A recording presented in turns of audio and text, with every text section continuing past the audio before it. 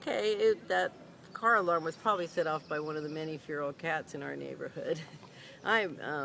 So I will continue. With the sleep test, it turned out I did indeed have apnea. I'm using the machine and actually realizing that the machine does help me. I wake up a little more alert, and mainly they will use my machine after my surgery. I'll probably come out of the surgery wearing my mask to help me breathe as I come out of the surgery.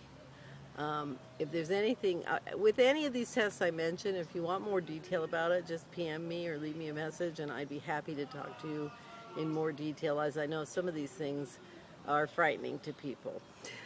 Now, because I have issues with my knees, I was going to do a dobutamine stress test rather than a treadmill test for my heart.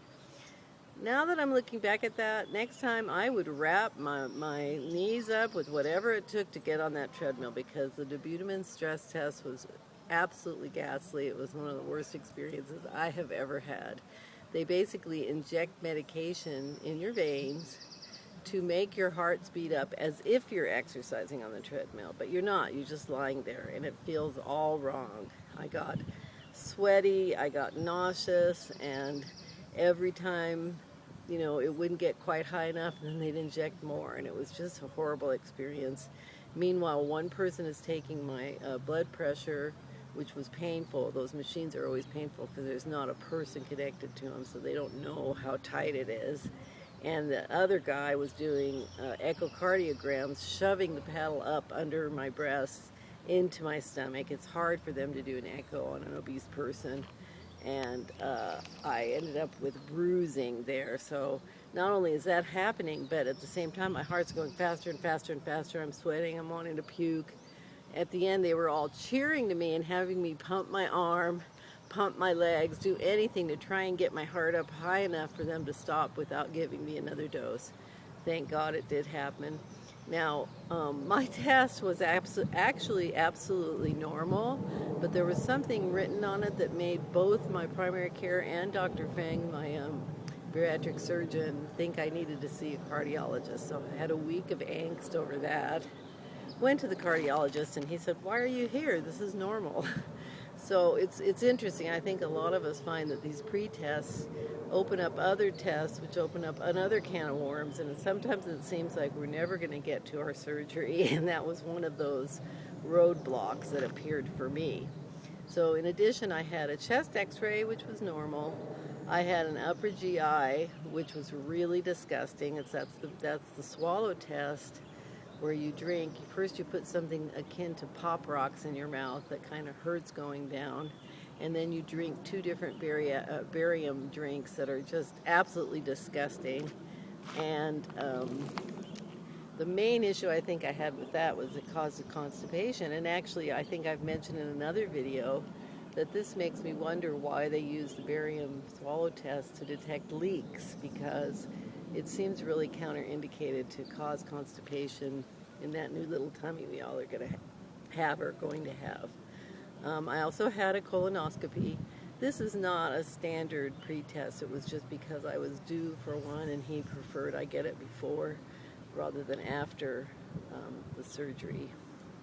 I had a lot of blood work, and that was all normal, and I think that's about it. I think those are all the pre-tests that I was required to have.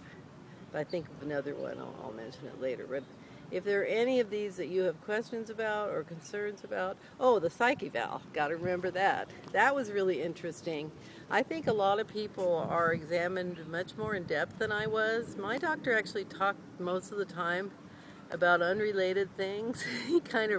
He ranted and raved about apnea testing, thinking that everybody will be found to have apnea, and he had a lot of other comments about healthcare and the way that the drug companies fund most of the research, and it was very interesting. I did fill out a questionnaire in the waiting room, which was more geared towards somebody entering psychiatric care, talking about whether you want to hurt yourself or others, etc. And he talked a little bit about, why I wanted the surgery and whether I had tried to lose weight other ways. Very little. I think I replied intelligently enough to his questions so that he bought it and thought I was sane. We know the truth. Anyway. anyway, he passed me as being okay for the surgery. And I also, I keep forgetting things. I went to the nutritionist, and this was really neat because although my insurance does not require any length of time diet, the doctor does require that you go to 2 or 3 appointments. And I ended up going to 2, and I'm sorry, but I'm holding my dog's leash, and he's straining to get a treat.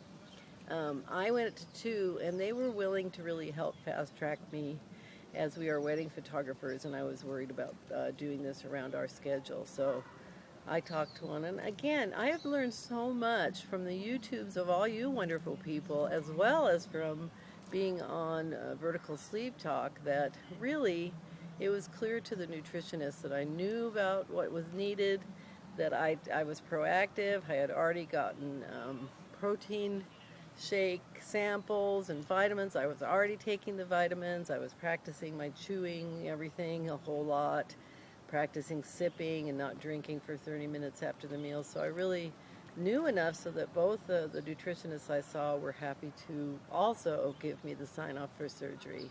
So I saw my first consultation with my surgeon was on the 16th of February, and my surgery is on May 9th. I actually was cleared and could have had the surgery as early as April 6th. So that kind of gives you the idea of what the time frame was for me. Now I'm lucky because Blue Shield does not, my insurance only requires that I meet my doctor's requirements. So if he had required a 6-month diet, then I would have had to do that. But he was motivated to let me get on with getting my life back, and that works for me, and I'm very excited about it.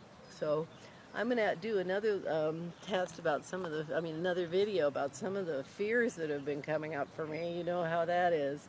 I'm getting closer to my surgery, but meanwhile, it's a beautiful day. If Michael will pan around, you can see this beautiful cemetery it's a Civil War cemetery that's very near to our home. And it's a beautiful place to walk. I haven't been here for a long time due to my pain, and here I am back again. We're going to take off on our walk and enjoy our beautiful Sunday, and I'll be back later. Bye-bye.